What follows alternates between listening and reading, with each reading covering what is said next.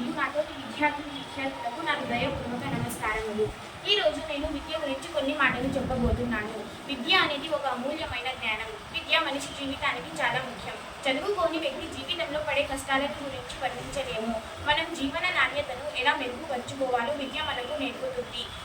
విద్య ఒక వ్యక్తిని సరైన మార్గంలో నడవడానికి దారి చూపుతుంది. ఉపాధ్యాయుల ద్వారా విద్య మనకు అందించబడుతుంది.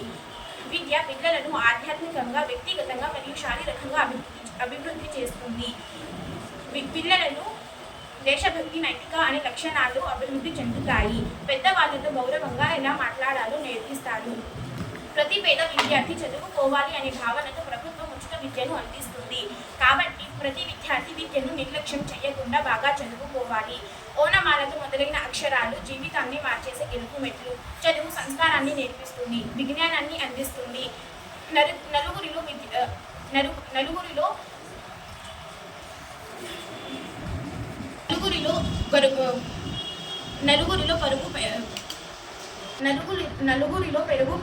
పరుగు పెంచుతుంది.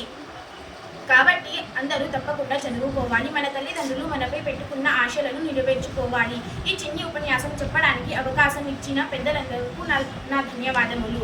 ఇప్పుడు నేను నా సహపాఠి షేక్ హర్షియాను ఆహ్వానిస్తున్నాను. అందరికీ నమస్కారం. నేను షేక్ హర్షియా. నేను 10వ తరగతి చదువుతున్నాను. ఈరోజు నేను విద్య గురించి చెప్పబోతున్నాను. చదువని వాడు అజ్ఞుడగు, చదివిన సదా